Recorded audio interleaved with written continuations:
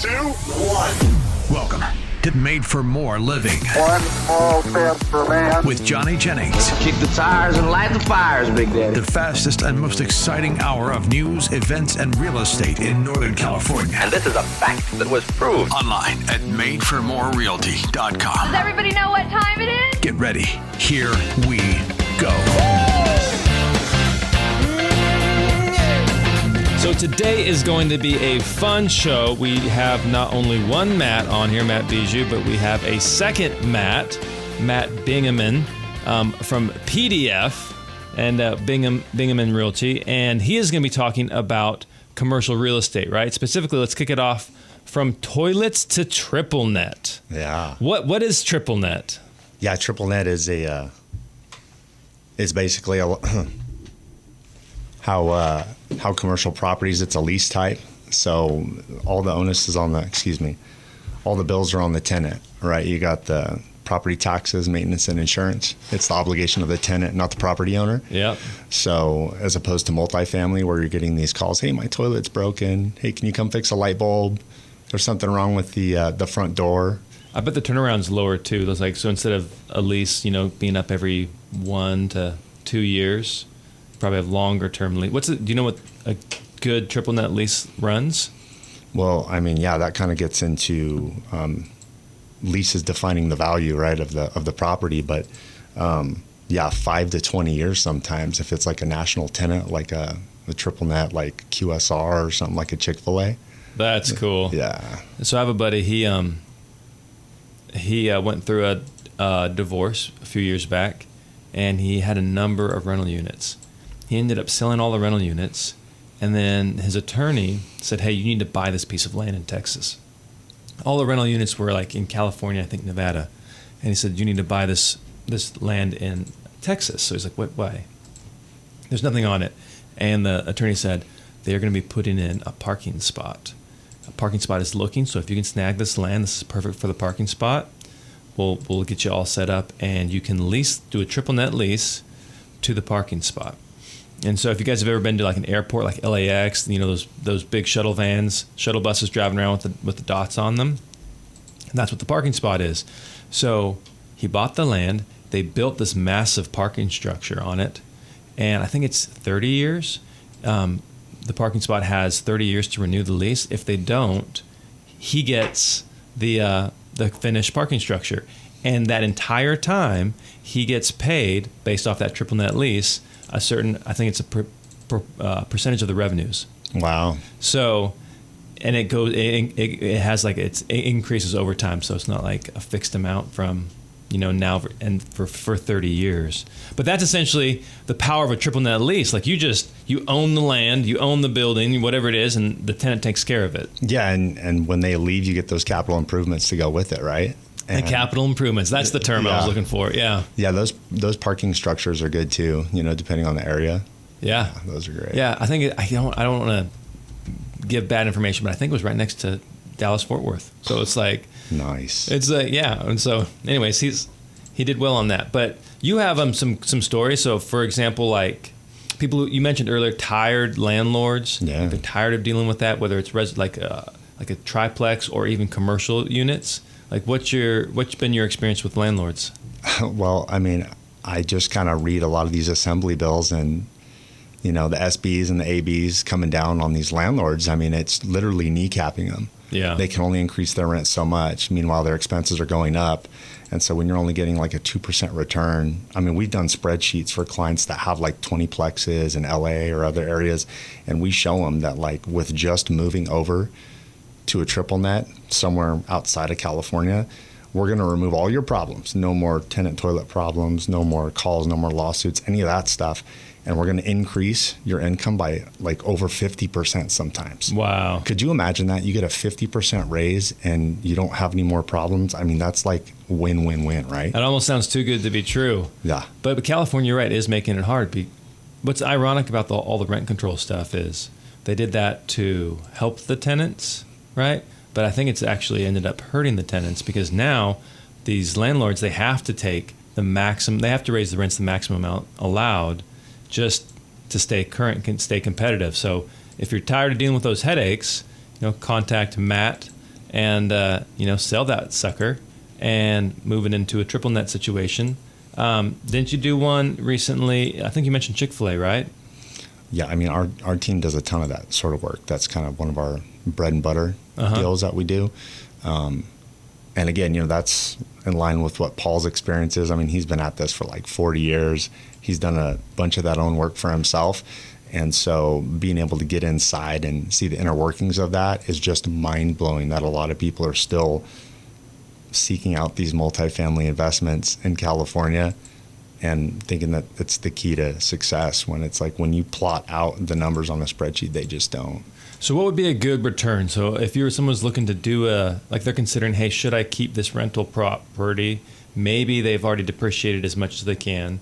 Maybe they haven't, but they're not sure what to do. That's what they're comfortable with are the rental properties. And now they're looking, hey, maybe I should, sell this and move into a commercial deal with a triple net lease. What is a decent return?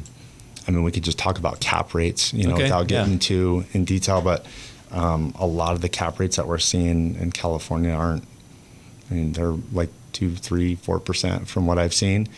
And, you can get a QSR in another state that's like a 5.5, 6 cap. I mean, they're everywhere. What's a QSR? Quick serve restaurant. Okay. Yeah. So like we talked about, let's just say the tenant after 20 years or 15 years leaves, you get the building, and there's probably going to be people lining up to fill that space because it's in such high demand. So where I live, there used to be a Boston market not far away, and nobody was ever at that Boston market. Then one day, all of a sudden, the chain link fencing goes up around it, says out of business, Starbucks coming soon.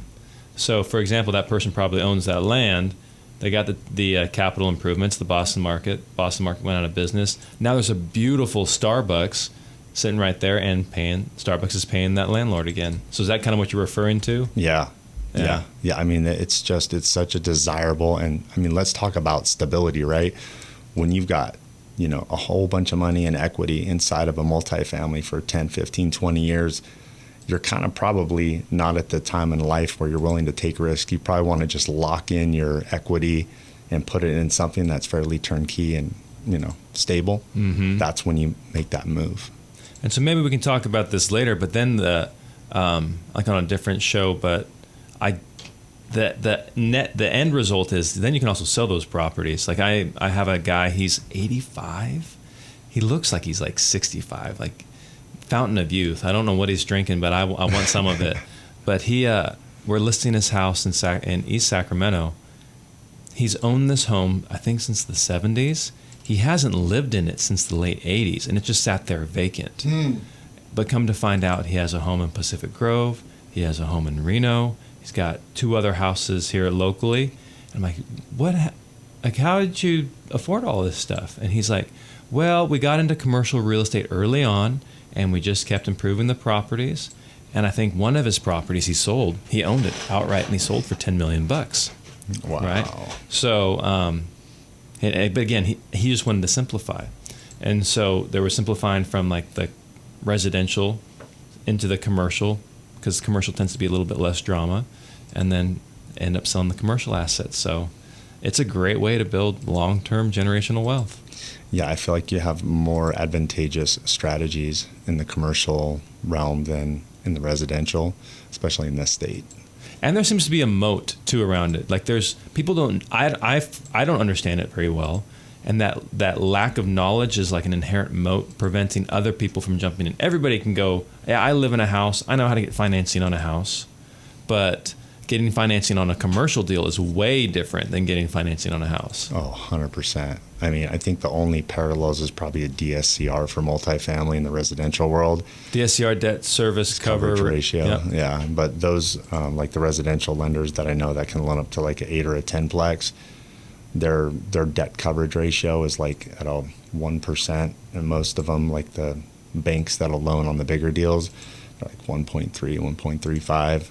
And that affects loan to value, and that's a more kind of in-depth conversation regarding commercial financing. But it's worth knowing that, shout out to Paul Frank. He is so generous with all of his time that he's put together free training for anybody and everybody who is interested in learning. And I will tell you that I still, to this day, I've been studying under Paul for like 3 years, maybe a little more now.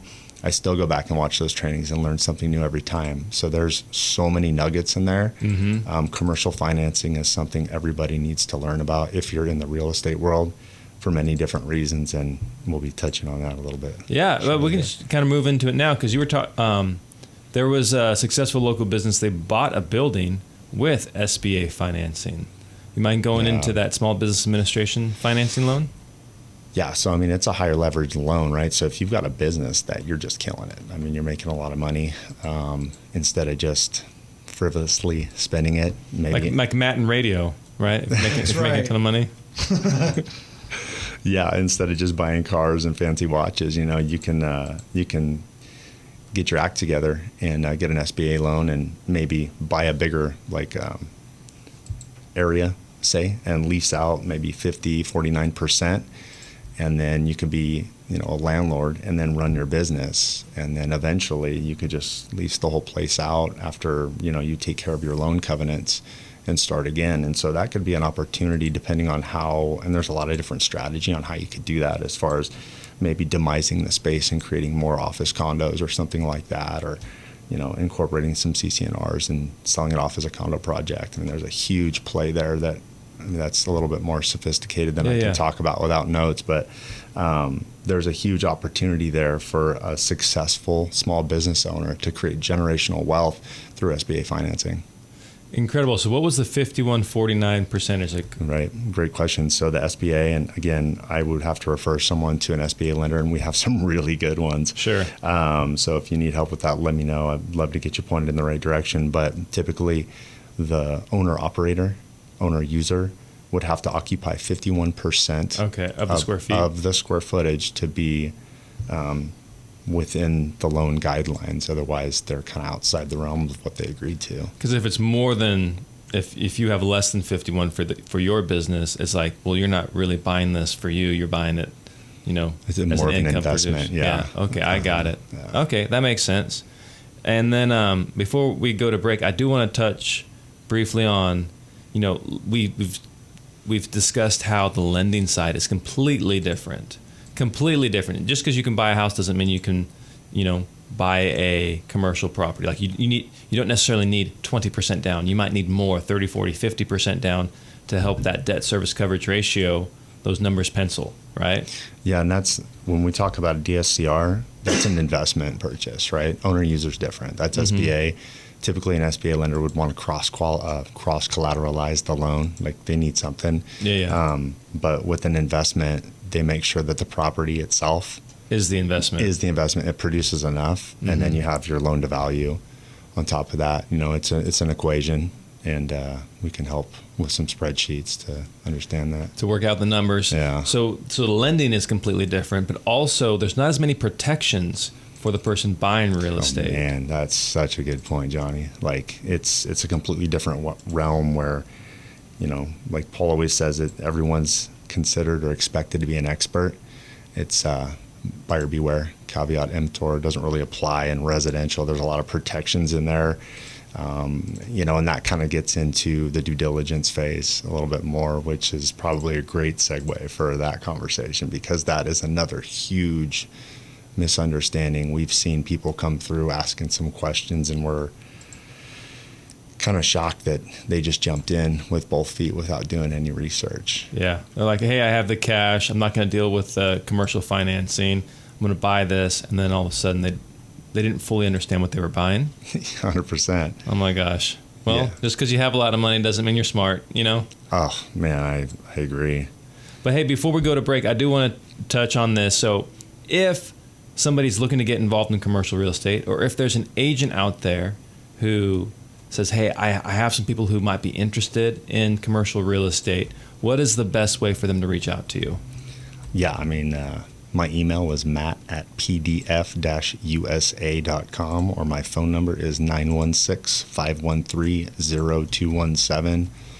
And I'd love to get you into some of our free training and start talking to you about how you can be a full-service agent to your clients as well. Full service. And when we come back, we're going to talk about what Matt means by full service. Woo! Life is complicated, right? So much going on in our world that's overwhelming and complex. Can't there just be one thing that's simple and easy and quick, like selling your home? I know that's the last thing you would think. That would be simple and easy. But it is when you work with Johnny Jennings at Made for More Realty. Why? They've got a team of people who are professional, know what they're doing. They've got the right connections. They've got the resources to make everything easy for you every step of the way, the whole entire process. They help you and make sure it is not complicated, that it's not overwhelming, that it's stress-free. So if that's what you're looking for when it comes to selling your home, do what so many others have done. In fact, you can go read all of the 5-star Google reviews and sell your home with Johnny Jennings and Made for More Realty. So what do? You just go online, Google Johnny Jennings with Made for More Realty. Again, if you're looking for simple, easy, fast in selling your home, reach out to Johnny Jennings with Made for More Realty and get more for your home. This is Made for More Living with Johnny Jennings. Online at madeformorerealty.com. So we are back with Matt Bingaman. And before we went on the break, we were talking about two things. One, how you got to do your due diligence, make sure you know what you're buying when you're purchasing commercial real estate. And two, how your real estate agent should have a partner in commercial. And as far as that partner in real estate goes, personally, we have partners. We partner with the PDF group, Matt Bingaman and Paul and those guys, because they are phenomenal at what they do. So here's the thing too, and Paul says this all the time, I'm sure you've heard it, Matt, but how many people do you know live in a house? Like if they own commercial real estate, they also live in a house. Yes. Right? And so it's like, well, why are the people that I'm dealing with on a daily basis, they also may own commercial real estate. So why am I not supporting them in that aspect of their business and their lives?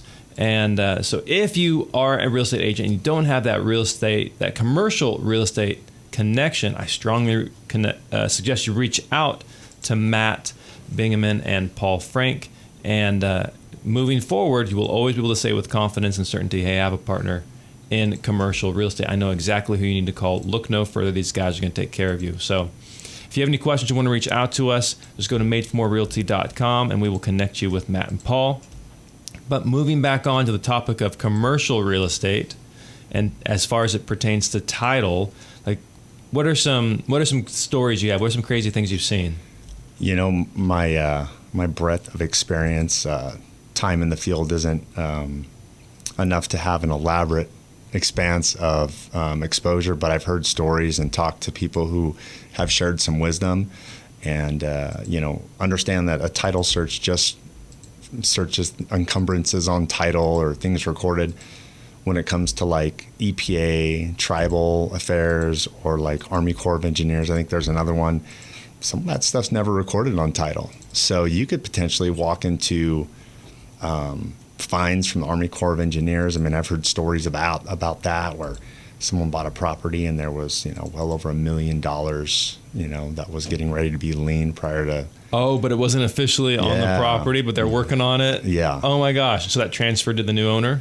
Yeah. I don't know how it ended up, but I can just tell you it should scare the pants off you, because could you imagine if you are working in the residential realm and they said, hey, we need some help with the commercial deal. You say, I'd love to help you. I want to be your go-to guy.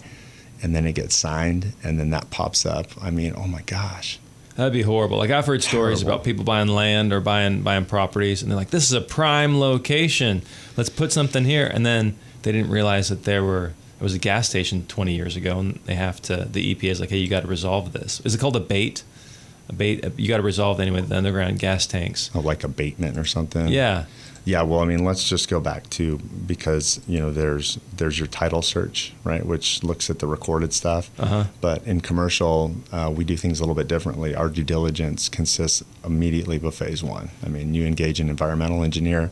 They look at a bunch of different things, historicals. There's a whole list of things that I could go through. So an environmental engineer is like you just hire them to come out and do inspections on the property? Well, there's quite a few things that they do. Mm-hmm. I would have to pull my notes to tell you, but nuts and bolts wise, that's your first step. Phase one all day. I mean, you know, you look at like, I guess a notorious case is like dry cleaners.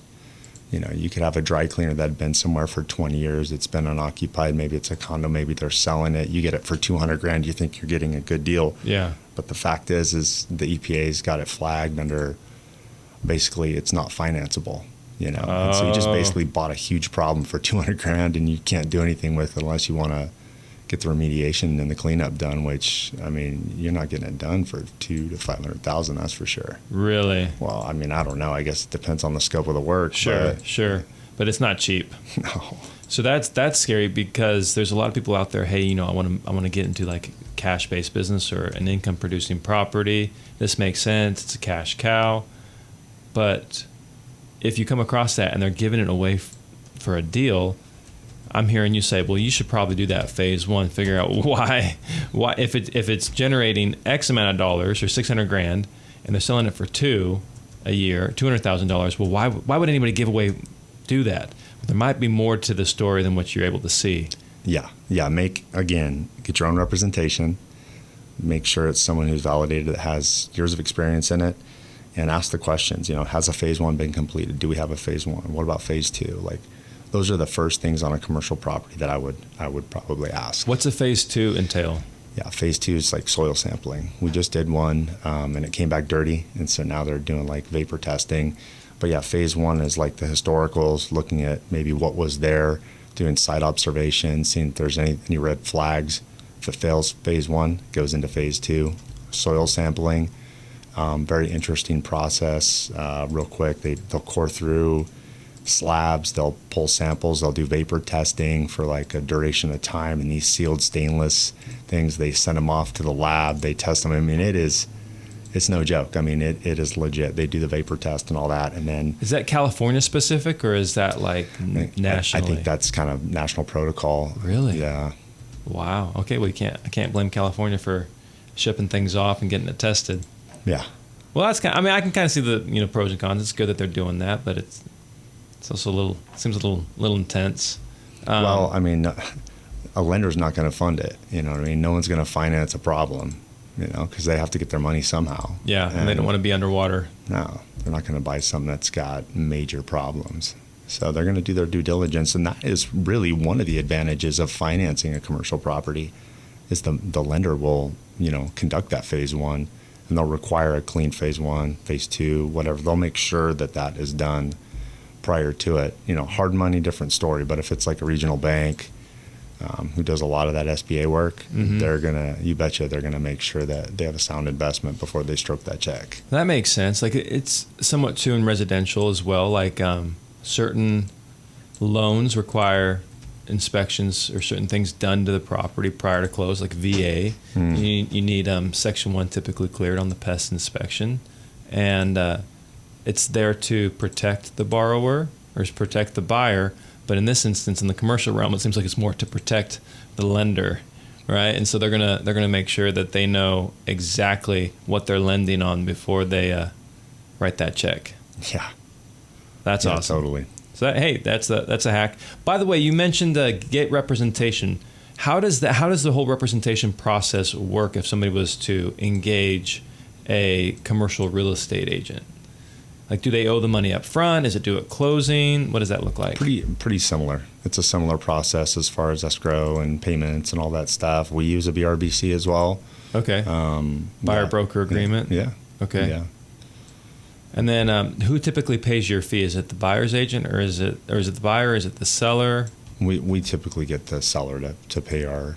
Okay. Yeah, and you know, I've heard stories dealing with some of the big houses that, you know, they'll come in and demand all the commission. Like, oh, we'll buy this land, but we want 5% commission for our buyer, and we're like, well, there's only 5 to split between two of us. What do you want to do? Yeah. You know, so that happens too, I guess. Okay, and so that's then negotiable how the splits work out? Yeah.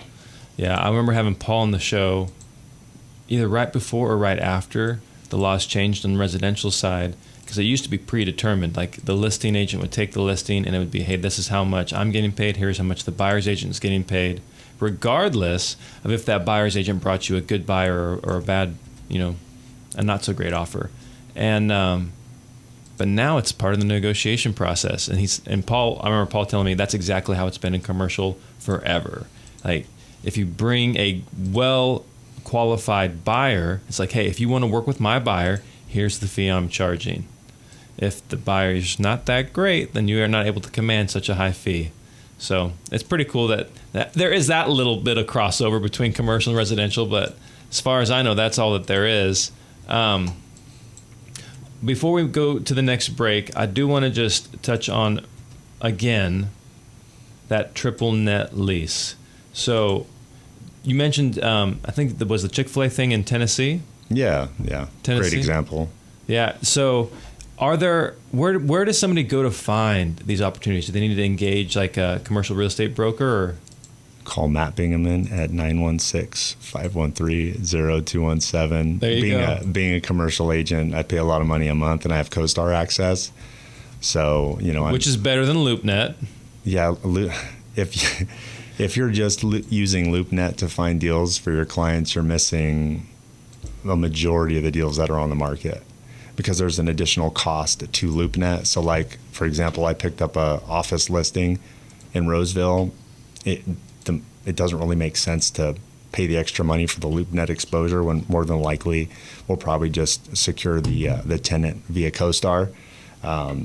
You're missing out on a huge opportunity if you're just searching LoopNet. So sorry to go off on a tangent. No, that's good. That's good. Actually, when we come back from the break, I want to talk about the difference, because everybody thinks I can just find it on LoopNet. You'll find some stuff on LoopNet. We'll touch on it right after this.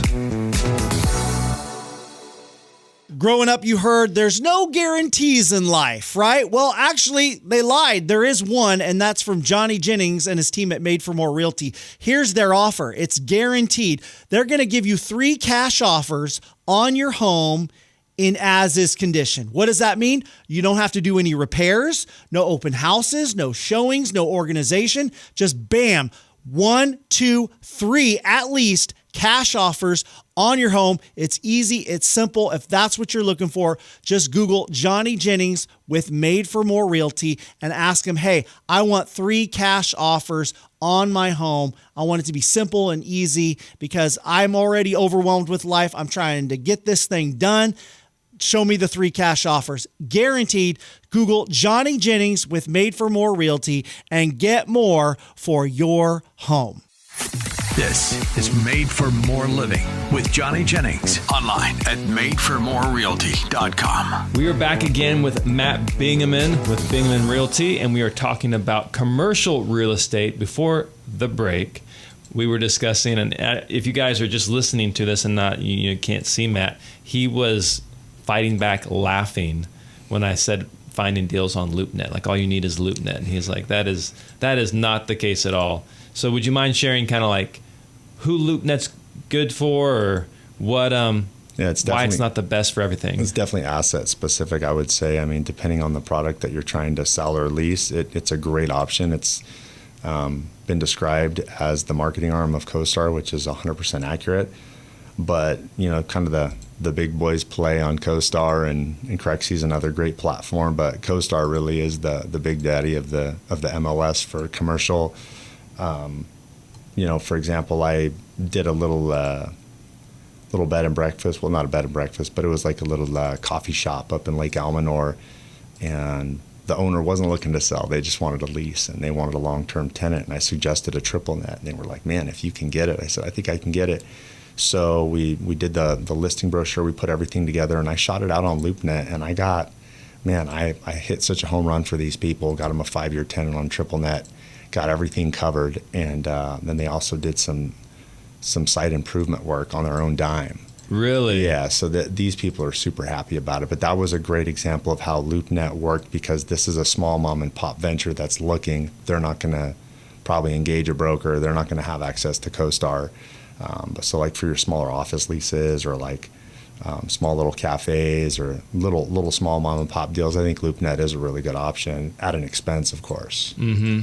It's an extra expense for you guys. Yeah, for marketing. Side. Yeah. So what it sounds like is using LoopNet would be like using one of the smaller major portals. So maybe having your house for sale on Realtor.com Or Zillow or something. and nothing else, Yeah. And so it's like, well, you're missing a whole lot of other people who are shopping these other markets, a whole other brokers who may have clients for you. Yeah. So you want to make sure that you're on all of them. And if you're only shopping LoopNet, you're not getting access to everything. If you do want access to it, because you have access to LoopNet, Crexy, and CoStar, right? Yeah, CoStar's the big daddy. The big daddy, homes.com. Yeah, they own everything. I mean, they are big. But if you want access to all those, you can always reach out to Matt. What's your best phone number, Matt? 916-513-0217. 0217. And if you forget about that, you're like, hey, Johnny, who was that commercial broker you had on your show? Just go to madeformorerealty.com. We have a little chat bot there. It's a real person. It's actually not a bot. And we'll get back to you with Matt's info. But before we end the show today, at least our time with you, can we talk a little bit more about passive income through partnerships? Oh, yeah. This is probably one of the biggest missed opportunities, I feel like, for realtors. We've got scripts. We've got game plans. Love to share those with you. What real estate professional doesn't know what passive income? I think that's like mailbox money. Yeah, right. And so this is perfect because not only is it's passive income through partnerships, but you also get to learn while you earn. I mean, it's I love that. So nice. So basically, John, you say, hey, Matt, I got a client who's looking to sell his warehouse. I say, great, Johnny, let's meet your client. We do a warm handoff. We talk. I CC you the whole time. We get them the wonderful service that they expect, and you are CC'd on these emails the whole time, so you're learning commercial, and at the end you get a big fat referral check. And I can't think of a more passive income strategy. I mean, you don't have to do any of the work, and you're copied the whole time. So rather than you trying to figure it out, maybe doing a lackluster job for your clients, all you have to do is connect them with Matt, and then he'll take the football and run it to the end zone. Quick story. So Valerie and I have a fairly strict rule. Valerie's my wife, for those of you who don't know. But Valerie and I have a fairly strict rule where if there's a dollar symbol in front of it, we don't typically talk about it with other people, just because people get weird around money. But I'll break that rule. This is the one time she allows me to break the rule, and it's to tell this story. So we received a call one day, and it was somebody looking to buy a commercial property. And I'm like, man, I have a partner. I can't help you, but I can refer you to my partner who does commercial real estate. So I refer them over to Matt and Paul, and that was it. I didn't hear anything after that. I didn't know what was going on. Then all of a sudden, about 3 months later, I get a check in the mail for $20,000. What? Boom. Yes. $20,000. And I'm like, what is this for? I'm calling Valerie. I'm like, Valerie, what's this closing? I don't know what's going on. Like, It's is fake. this really ours? Like, what's going on here? And so after we do some searching. You didn't go right out and cash that. No, I was like super nervous. Like, is this a test? Like, what's going on here? And it turns out it was the referral check. It wasn't the commission. Matt and Paul aren't working for free over there. That was just the referral check. This person bought, I don't know what it was, like a $5 million building. And that was their way of saying thank you for trusting us with this person. And so if you want, like, normally a referral check in like residential real estate, somewhere between, $2,500, maybe $10,000 if you get a good one. But out of nowhere, $20,000 is showing up in your bank account. If you want more of that, contact Matt and his team. One more time, Matt, what's that phone number? 916-513-0217. I just wanted to say, big, small, we do it all. Any deal, anywhere. Let's go. Nationwide, right? That's right. Awesome. Well, hey, thank you so much for being on the show today. It was an absolute pleasure. I learned a lot. I got to get more of those triple net leases going. Let's do it. I can help you. Let's do it. Whew, life is complicated, right? So much going on in our world that's overwhelming and complex. Can't there just be one thing that's simple and easy and quick, like selling your home? I know that's the last thing you would think. That would be simple and easy. But it is when you work with Johnny Jennings at Made for More Realty. Why? They've got a team of people who are professional, know what they're doing. They've got the right connections. They've got the resources to make everything easy for you. Every step of the way, the whole entire process, they help you and make sure it is not complicated, that it's not overwhelming, that it's stress-free. So if that's what you're looking for when it comes to selling your home, do what so many others have done. In fact, you can go read all of the 5-star Google reviews and sell your home with Johnny Jennings and Made for More Realty. So what do? You just go online, Google Johnny Jennings with Made for More Realty. Again, if you're looking for simple, easy, fast in selling your home, reach out to Johnny Jennings with Made for More Realty and get more for your home. This is Made for More Living with Johnny Jennings. Online at madeformorerealty.com. So we are in the studio. We are no longer with Matt Bingaman. We are with Matt Bijou. Am I saying that right? Two Matt B's Two in Matt one B's. show? Come on. There's got to be a law. This has to be probably like the best show ever. Probably. So if you think that, go ahead, let us know at madeformorerealty.com. If you don't give us think a 5-star review on Google. give us a 5-star review, please. But go to Made for More Realty. You can give Johnny a 5-star review on his professionalism and service when it comes to real estate, or just give him a 5-star review on his show. There you go. I'll The take 5-star either review on or. the show. I'll take any 5-star review I can How do you get. get 1,000 5-star Google reviews? Because I was talking about that, I think, in last week's show, where Mike and I, my other coworker, we talk about this, how people are really eager to go give negative reviews. Like, if you go to a restaurant and you have poor service, absolutely, you're going to tell the manager, or the food's lousy, you're going to go online and you're going to give them a negative review. But if you go to that same restaurant and you love it and the food is fantastic, like we have this sushi restaurant that we go to for years and it's great. What's the sushi place? It's called Mizuki. They've got it. It's in Citrus Heights, and it's great. Okay. It's like McCooney's, and we love McCooney's, but Mizuki is less crowded and a little bit more affordable. Do they Still serve really coffee? good sushi. Do they serve coffee in there? I don't know. Maybe. I don't drink coffee, and my wife usually orders alcohol and not coffee. But even though we love this restaurant, you know how many times we've given it a positive review online? Several times. How many times have they asked you to leave them a 5-star? Never. They never ask us either. That's the difference. Yeah. That's how we do it. So if at the end of the transaction we go, hey, we really enjoyed working with you. Would you mind, helping us grow our business? This is how we provide for our families. So we just ask for it. That's smart. Maybe not enough people are doing that. Hey, I guarantee you not enough people are doing it, because how the conversation typically goes, hey, if I was to send you a link, Matt, would you be willing to leave me a 5-star review on Google? And sometimes people will say, you know what? No, I'm not interested in doing that.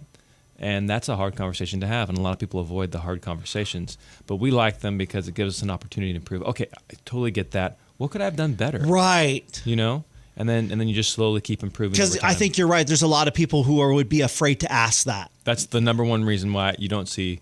But if you preface it with saying, hey, we're trying to improve, we're trying to be the best we can, so could you leave us a review?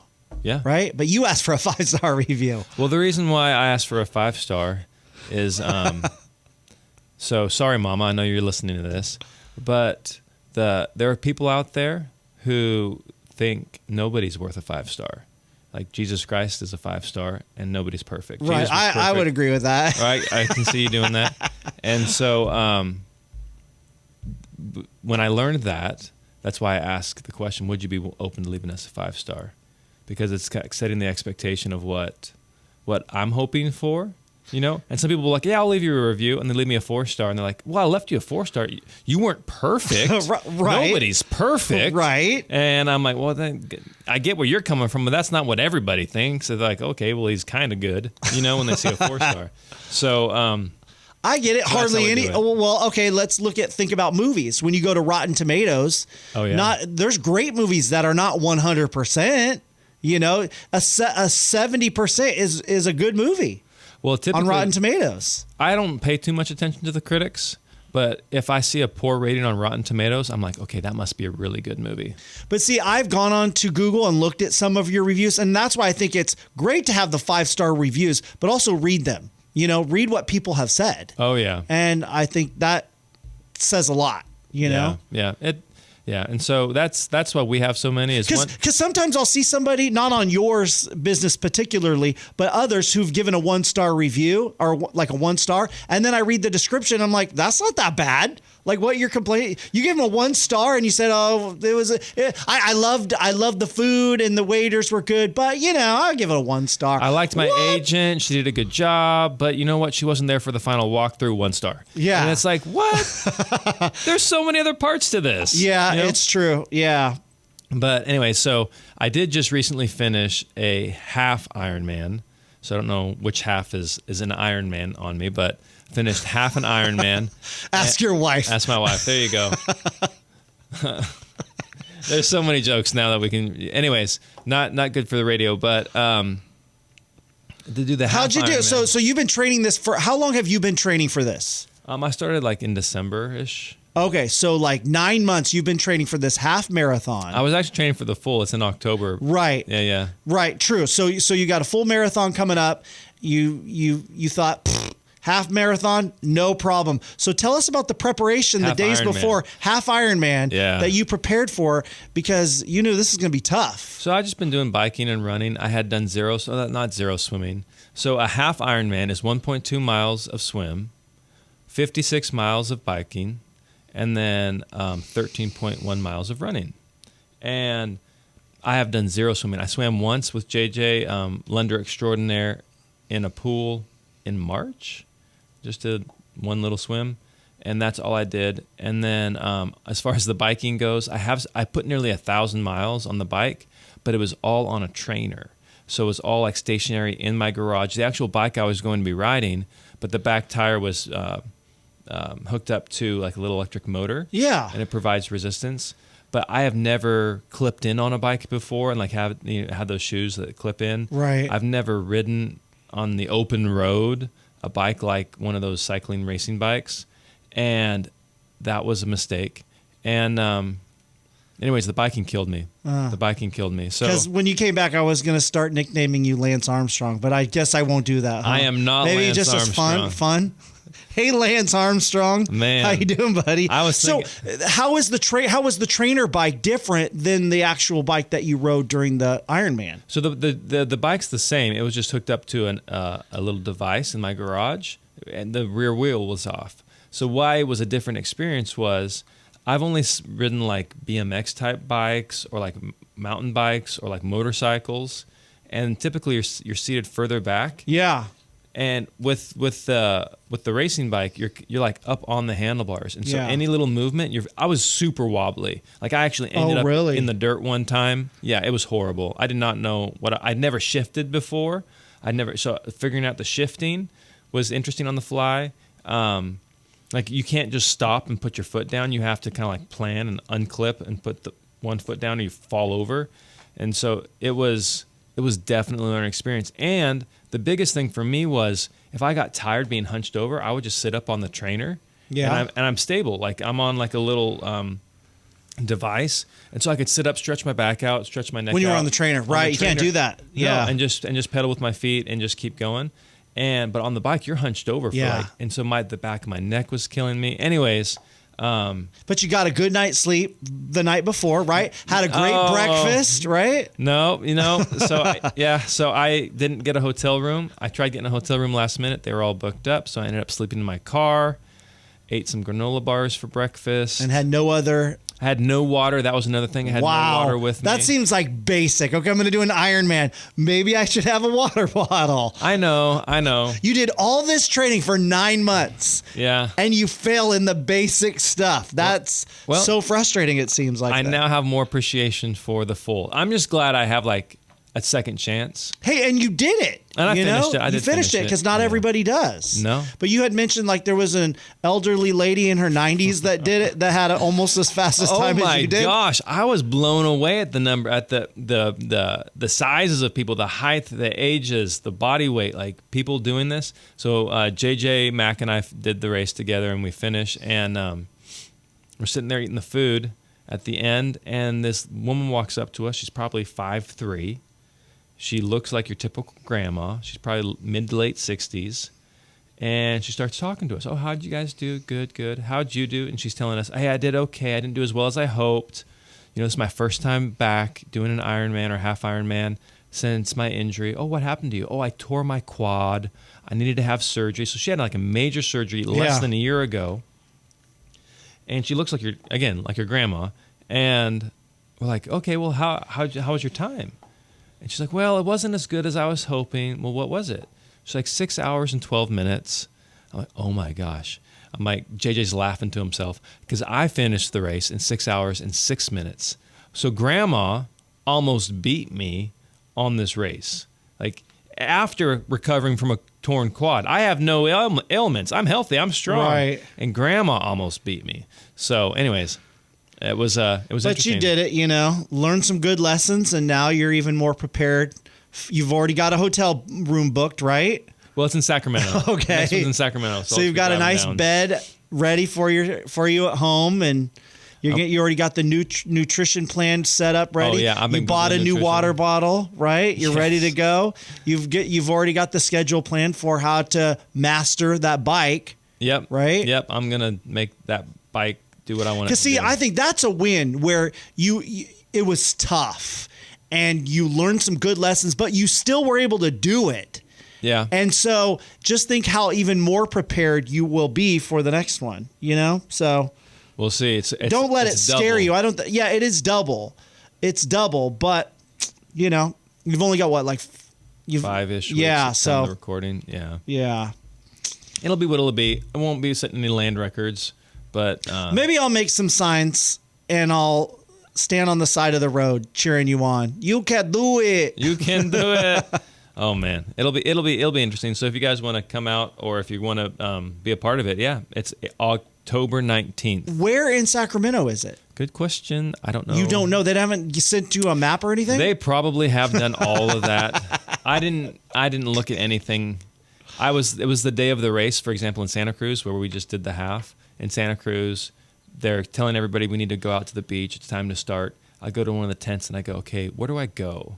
Like for the swim, where am I supposed to go for the bike? They have an orientation. I didn't go to the orientation. Oh, okay. So that's just kind of how I. Well, look roll. at you. You still did it in spite of not having any of the preparation or being really ready for this thing. No, you but still, I did train hard. So you I did, think, but you didn't do the bike training, apparently. I did not do. Yeah, I need to just keep myself hunched over on the bike and build up those muscles. But I did. Or get out on the road, get the real experience. Yeah, you're probably right on the road. Yeah, but it just scares me. I don't want to get hit by a car. So, but all this has to do with real estate because lack of training, lack of experience, lack of getting, ready for the market is really going to hurt you. That's the number one reason why I see houses not selling. They don't have the right info. They're not prepared. So like, for example, do you mean the right mindset?